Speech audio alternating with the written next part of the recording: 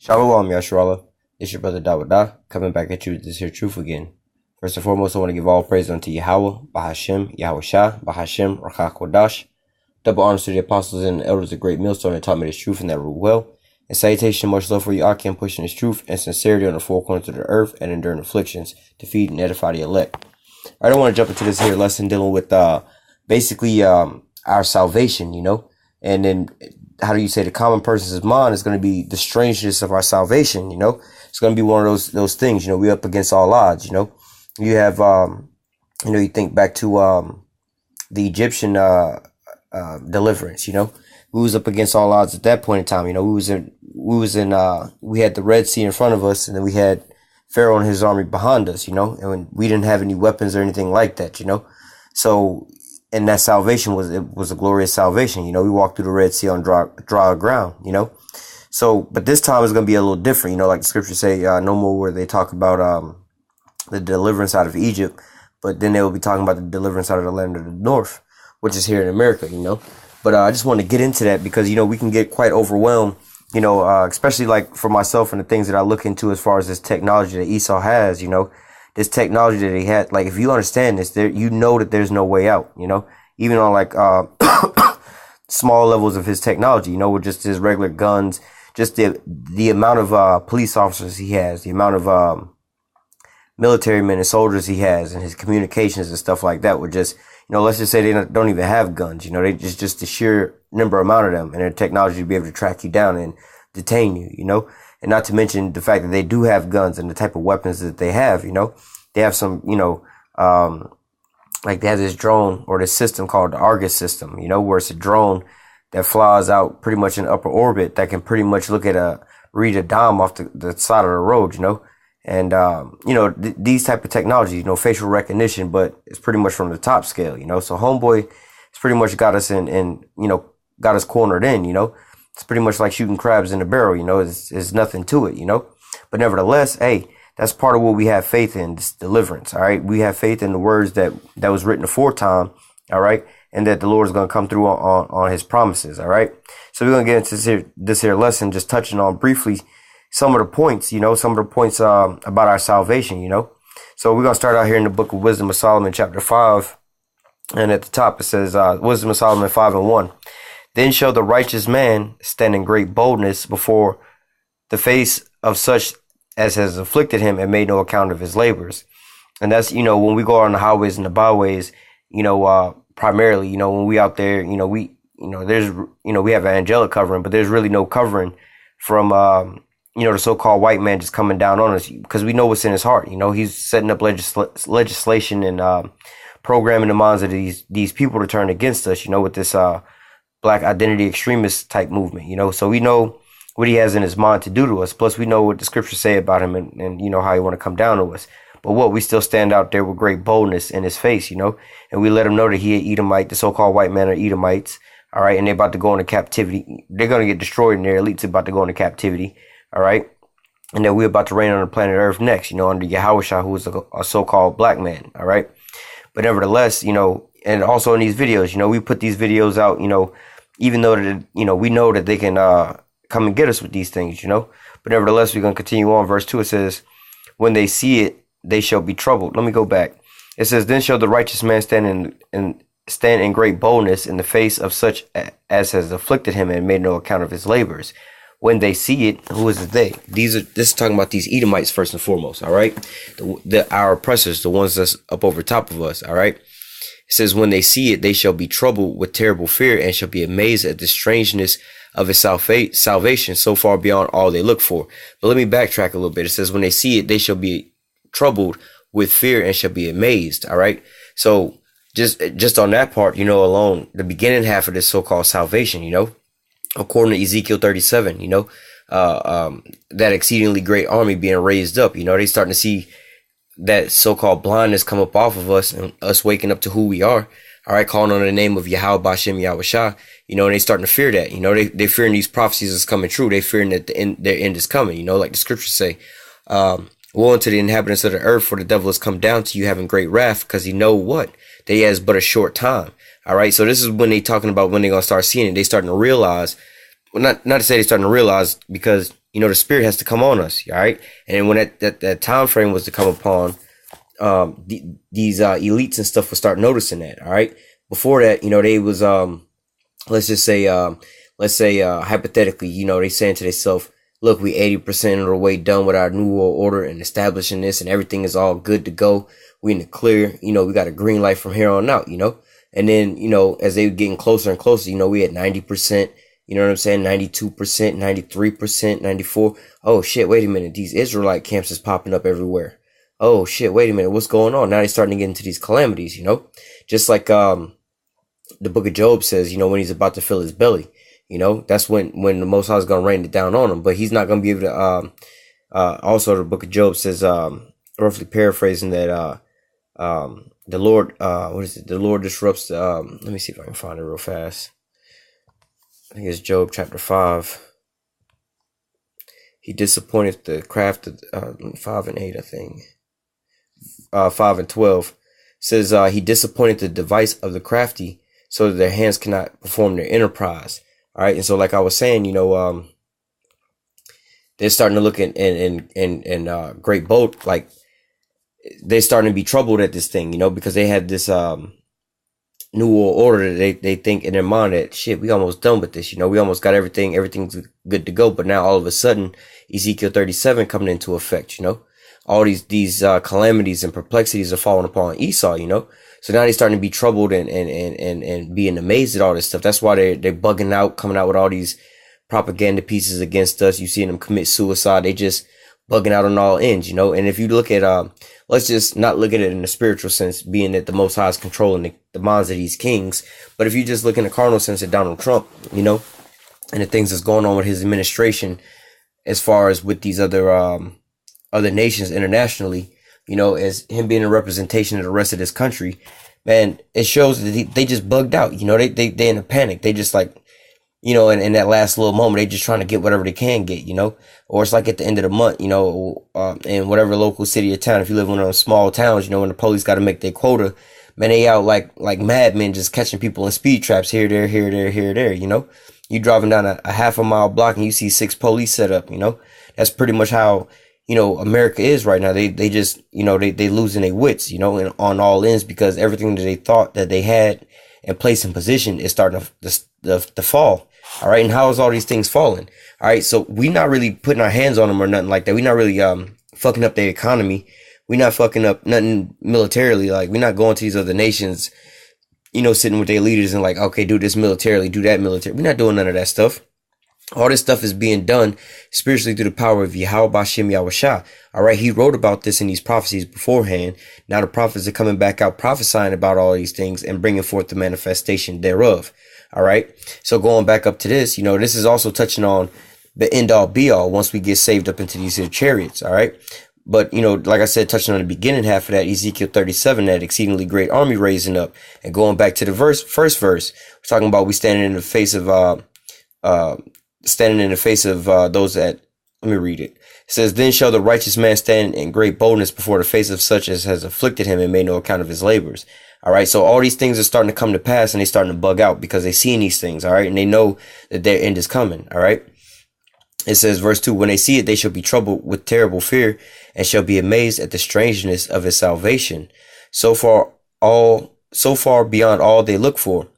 And they repenting and groaning for anguish of spirit shall say within themselves, this is he whom we had sometimes in derision and a proverb of reproach. All right. So, this is, like, now when they say they repenting, this ain't like they repenting to the Most High, because we know, according to, it was Hebrews chapter 12, that there's no place of repentance for these Edomites, the so-called white man. All right. But this is more or less in the sense of one of those, like how what repenting is. It's just my bad. Not to say my bad how we say it today, but, back, pent, turning, you turning back, it's like you making a U-turn. All right. Because you honestly made a mistake. You went the wrong way. Now you got to turn back around. Not just saying, oh shit, I didn't pass my street. Oh, well, you know what I'm saying? Not like that. But these people here are saying it just like, oh fuck, we fucked up. This is the biggest, oh fuck moment of anybody's time period. This is the greatest, L that anybody gonna ever catch. They already know who they took in captivity and things like that. But see, they was, how do you say, deceived in their own pride, because they said what? How does the scripture go? It says, whose possessors slay them and hold themselves not guilty, and who say, blessed be the Lord, for we are rich, for their own shepherds pity them not. Right? So these people wind up getting proud or whatever, whatnot. Like, fuck it, we got a green light. The Lord ain't came and destroyed us yet, so fuck it. But now they coming back and like, oh shit, man, all that big ass tab, or it's like somebody that's been robbing, from the bank or wherever. They've been robbing from their job for years on end, or they doing this and that, or some drug dealer, he a quiet drug dealer, but he's slowly making him some stacks and he becoming the man, right? 20, 30 years later, he think he getting off of it, but the FBI been watching him the whole time. Like, bro, we got a long list of shit you've been doing, bro. You finna do like 2,000 or 3,000 years in prison, So nevertheless, that's what they coming at. Like, oh fuck, man, I thought I was getting away with it the whole time. Out here trying to be low key, saying to myself how I was good and I was making it, so on and so forth. And now all of a sudden I got, arrested and I'm in court and they got all this evidence from all these years, every single transaction I made, every single dollar I had, they had this accounted for, and now I got to stand judgment for it. And I gotta pay the price, So it says, verse 3 again, Wisdom of Solomon 5:3, it says, and they repented and groaning and for anguish of spirit shall say within themselves, this was he whom we had sometimes in derision, a proverb of reproach. We fools accounted his life madness and his end without honor. So what? They admitting that they made foolish mistakes, they was dumb as fuck, Then they counted our end without honor, they thought that we was just niggas and spicks. We was just going, that's just what it is, And more importantly, these high level Edomites thinking they're gonna just come down on us just cause we just some slaves of theirs, But at the end they're gonna just be like, oh fuck, man, all this that we labor for, all these systems and technologies and weaponry we done gathered together to come against them, we did all that in vain. Not only in vain, we did that to our own demise, we stirring up anger in the nose of the Most High for this, Verse 5, how is he numbered among the children of the Most High and is lot among the saints, They over here scratching their head, but like, wait a minute, we the Pope, we got the Catholicism, we got all these different religions, all these, we do all this humanitarian aid, we seen all these pictures painted looking like us and so on and so forth. Like, how the fuck are they the only ones getting saved and we not? These is niggas and spicks. Remember, we found these niggas and civilized these niggas, The Indians was savages, we civilized them, we brought them Christianity. They didn't know no God. They was sacrificing unto the sun, or these niggas, they was swinging around on branches in Africa on trees and shit. They didn't even have a language. We civilized them and gave them Jesus. How the fuck are they getting saved? How are they the saints? How are they the children of the Most High? And we ain't nobody. No, we somebody. We the damn devil. How is that possible? Let me read that again. This is Wisdom of Solomon 5:5. How is he numbered among the children of the Most High and his lot among the saints? They bugging out, Verse 6. Therefore have we erred from the way of truth, and the light of righteousness have not shone unto us. The sun of righteousness rose not upon us. We wearied ourselves in the way of wickedness and destruction. Yea, we have gone through deserts, and where there lay no way. As for the way of Yahweh, we have not known it. All right. So, that's like saying, bro, we walked through the ends of the hottest, furthest, biggest deserts, swam to the depths of the bottom of the sea, then flew to the heights of the heavens.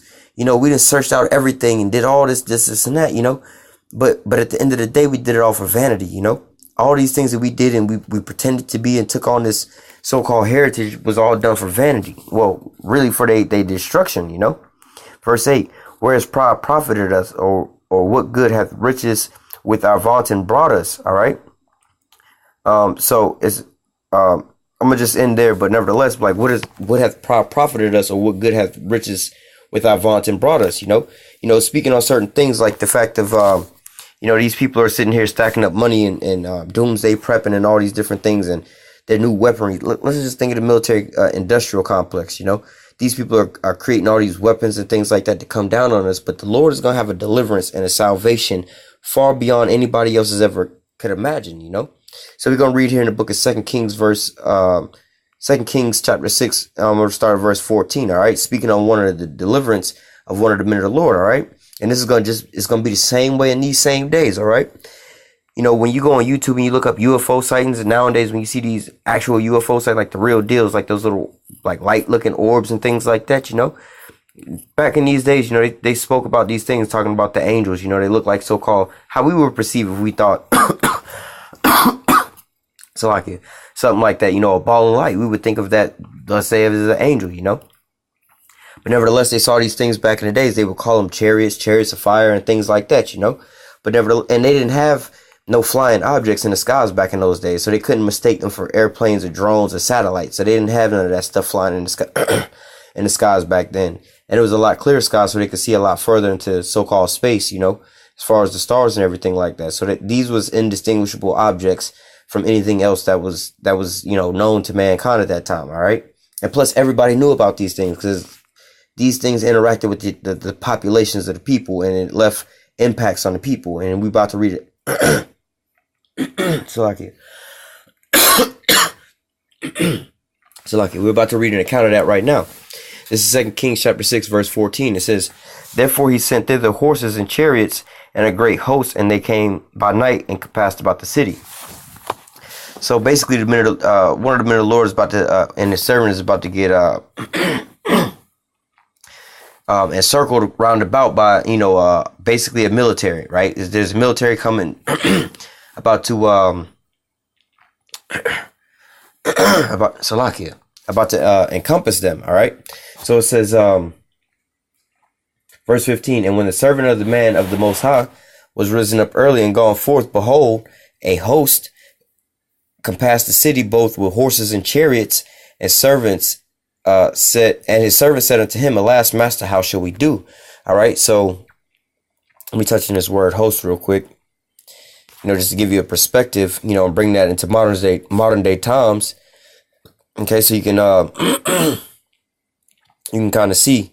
All right, it says strength, might, efficiency, wealth, army, strength, ability, efficiency, wealth again, force, or army. So this is a great army. All right, a host is like you see on the Russian what do they call that, Victory Day parade or whatever, when they have all those soldiers walking out there or whatever, whatnot. You see that massive amount of soldiers, you know. That's what a host is. All right, so you know, it's just like we use today when you hosting a party. You one person you hosting all these other people at your so-called house or your party, wherever your party's at. You know, they all up under you, more or less to say. All right.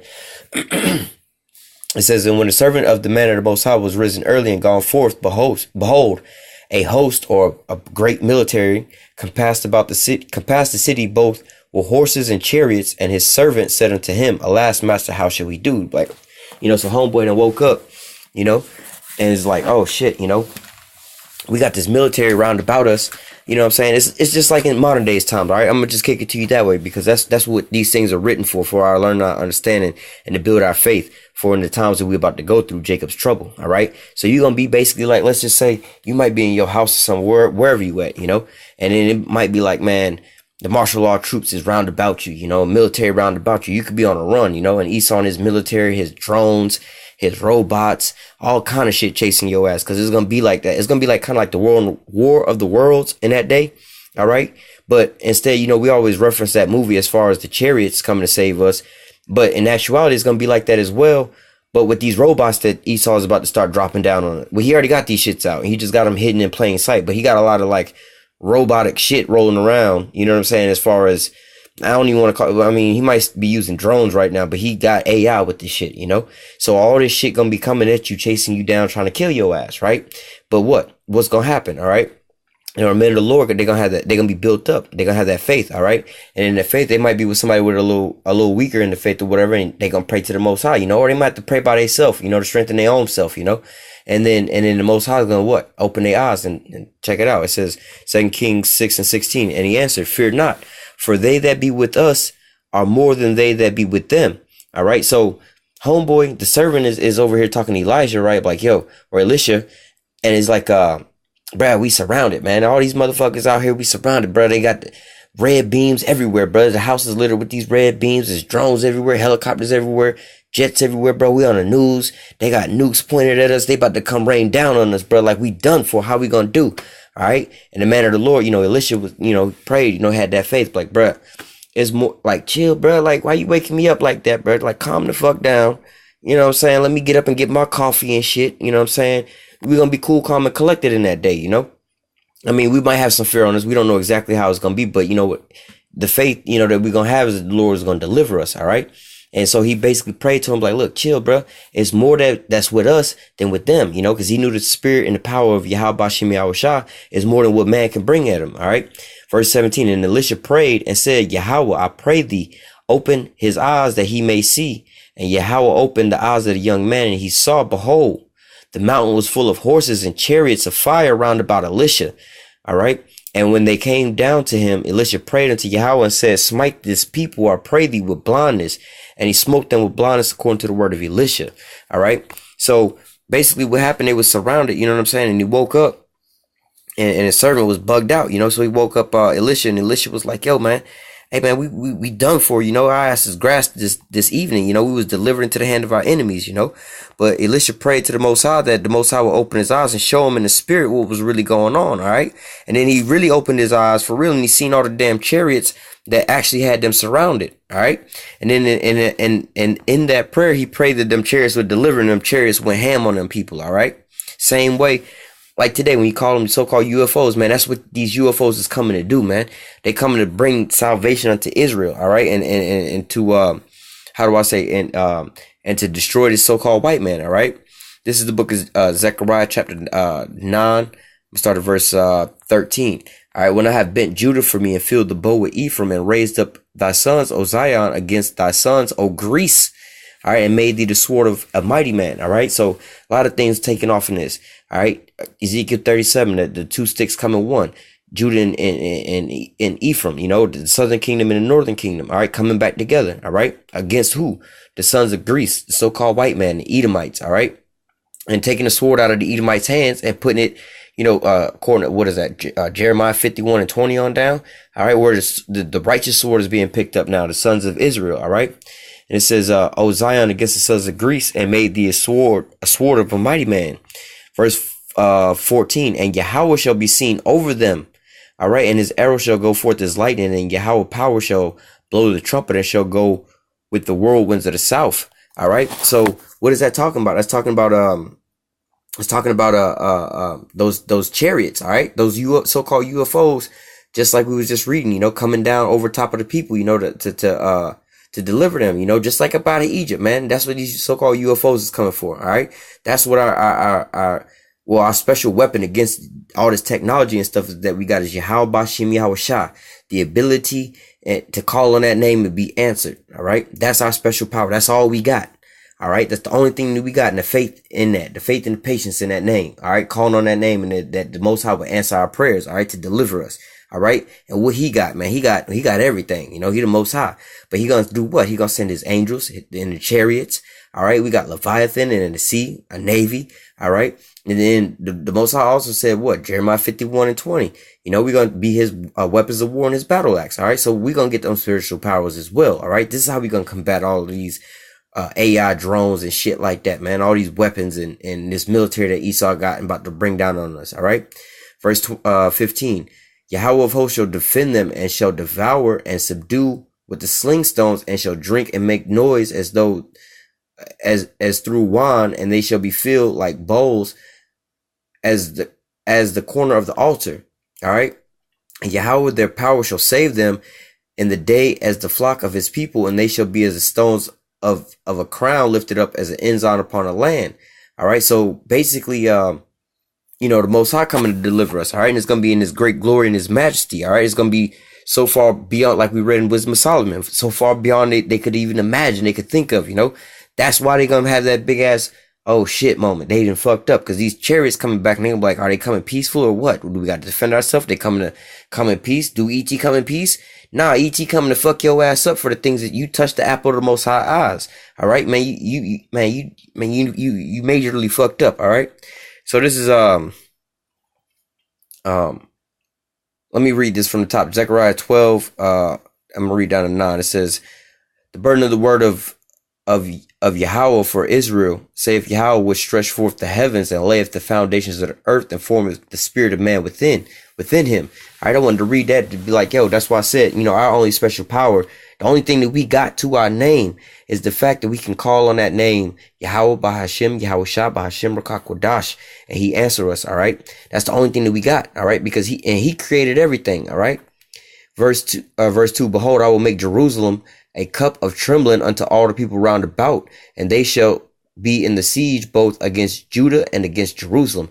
And that's where we at now. We in the stirrup of all that now. All right. That's why all these nations is ultimately turning on Esau, Edom, the so-called white man. All right. All these different things, the Most High, Joel, chapter 3, verse 2. All right. That the Most High is bringing all these nations together to judge all them people. All right. And in the midst of all this, these people, mainly these Edomites, is turning up on us because they know that this judgment is coming because of us. All right. Because of because of them, the things they did to us. All right. So that's why they it's becoming a burdensome stone to all people. It's not talking about the state of Israel over there in the Middle East. That's a burdensome basically to the whole fucking planet Earth. That's just the damn wicked. All right. He the damn devil. But nevertheless, we becoming a burdensome to them because why? All right. You see the so-called Black Lives, I'll label it the Black Lives Matter movement. You know how they how they killing us down. They turning up on us. All right. Certain things is going to move and shake. You know what I'm saying? Which is putting more and more dirt on the so-called white man's name, and all this is going to stir up and cause his destruction. All right. His destruction not coming because he don't know how to budget his shit. He got a bad military record and all these different things. His destruction ain't coming because of none of that. His destruction is becoming because of us. All right. And it says, and in that day will Jerusalem become a burdensome stone for all people, and that burden and all that burden themselves with it shall be cut into pieces though all the people of the earth be gathered together against it. So again, Joel 3 and 2, starting there, talking about how the Lord is about to judge all the whole planet Earth, all right, for the things that they did to us, all right. Verse 4, in that day, saith Yahweh, will I smite every horse and with astonishment and his rider with madness, and I will open my eyes upon the house of Judah, and will smite every horse of the people with blindness. And the governors of Judah shall say in their hearts, the inhabitants of Jerusalem shall be my strength, and Yahweh of hosts their power. In that day will I make the governors of Judah like the hearth of fire among the wood, and like the torch of fire in the sheaf. And they shall devour all the people round about on the right hand and on the left. And Jerusalem shall be inhabited again in her own place, even in Jerusalem. So Jerusalem going to inhabit Jerusalem in Jerusalem. All right. We're going to inhabit the Holy Land again. All right. At that point in time.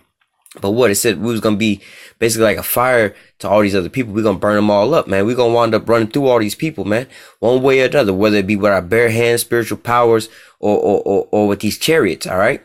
Verse 7. Well, I'm going to just keep reading on down.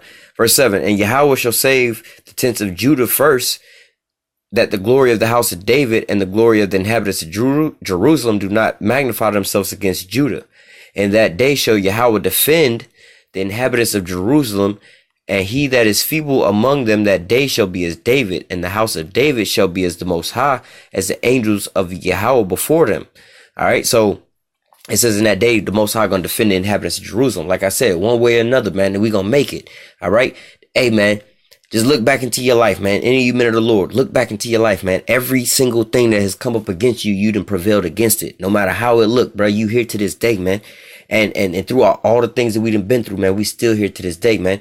So we halfway through done to the race. What make you think the Most High gonna let you down now, man? The Most High finna turn it up even more. All right, it's gonna look like it's gonna look like we up against all odds at that point in time, man. It's gonna look like there's no way out, bro. But that's how the Most High wanted to be, man. He wanted you to have your back up against the wall and an enemy right there with the gun right on your forehead, that type of shit, right? So you ain't got no other choice, no other options, nothing else to do. You can't depend on your own arm, Esau, or none of that shit, bro. The Most High gonna bring you to that point to where you gonna only have one thing to do, and that's say, call halal Yahweh Bashim Yahweh Shah for this deliverance. All right. When you give all praises to the Most High for that deliverance, boom, something gonna happen, bro.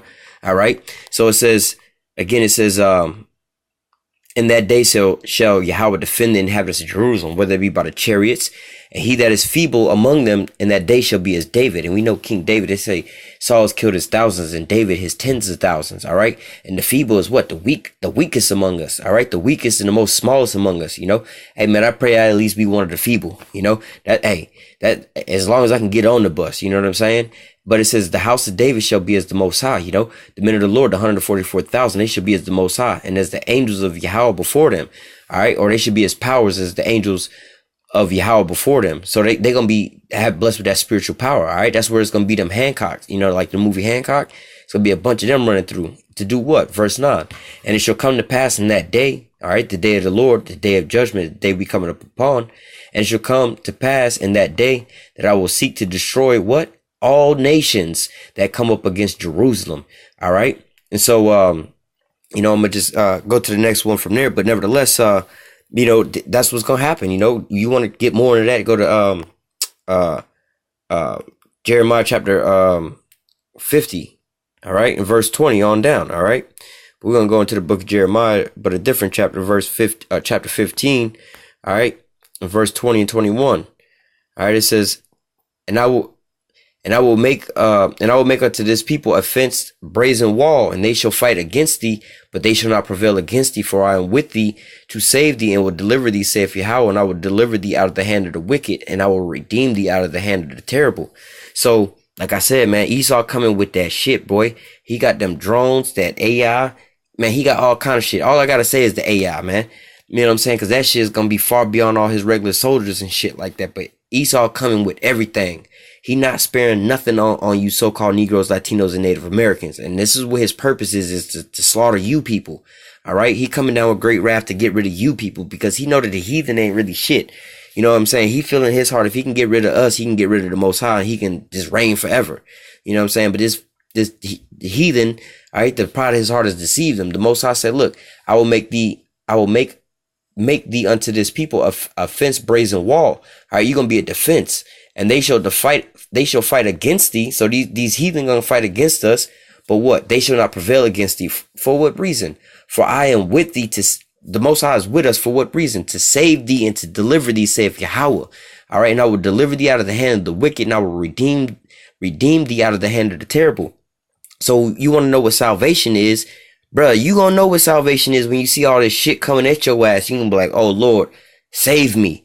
All right, that's what you gonna be saved from. That's what the Lord said he gonna save you from. All right, it says, I am with thee to save thee. And let me read from the top, verse 20, Jeremiah 50 and 20. And I will make thee unto this people a fenced brazen wall, and they shall fight against thee, but they shall not prevail against thee. For I am with thee to save thee and to deliver thee, saith Yahweh. All right, and so that's what our salvation is. That's how our deliverance is gonna be, man. It's gonna be strange. All right. Let me jump into the book of Habakkuk. Man. I'm going to briefly run through this real quick and I'll go ahead and close out. This is Habakkuk chapter 3. Man. I want to read this whole thing, but for time's sake, I'm going to just run through it, starting at verse 3. The Most High came from Teman, and the Holy One from Mount Paran, Salah. His glory covered the heavens, and the earth was full of his praises. All right, what is that talking about? That's them chariots. Boy, when them chariots come through this, hey, man, the whole earth is going to look up. And they, first of all, not to say they're going to glory, they're going to be amazed, but they're going to be mourning, all right? And his brightness was as the light and had horns coming out of his hands. And there was the hiding of his power. All right, before him with the pestilence and burning the coals at his feet. All right, so basically, look, man, the Most High coming, or Yahweh Shai coming back in these chariots with the angels, all right? And these chariots gonna be coming through to do some damage on these people, man. Again, this is our only special move, man. Is having patience and faith and calling on those names and having you know, the Most High sent his son to deliver us. All right. Verse 6. I love this verse. He stood and measured the earth. He beheld and drove asunder the nations.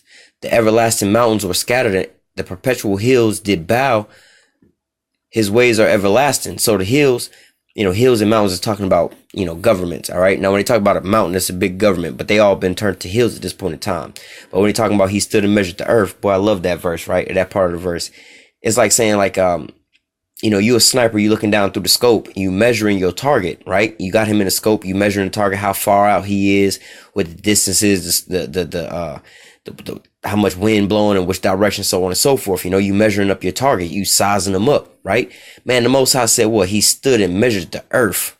He said, all right, I don't want to overdo it and fucking destroy the whole earth, like a Dragon Ball Z. Father, you're going to destroy the whole earth. That's a real spiritual cartoon. But he said he stood and measured the earth, and beheld, he drove asunder the nations, and the everlasting mountains were scattered. All right. All these big military or big governments that's been around for a long time, they were scattered. The perpetual hills did bow, and his ways are everlasting. As I saw the tents of Cushan in affliction, and the curtains of the land of Midian did tremble. Was the Lord displeased against the rivers? Was thy anger against the rivers?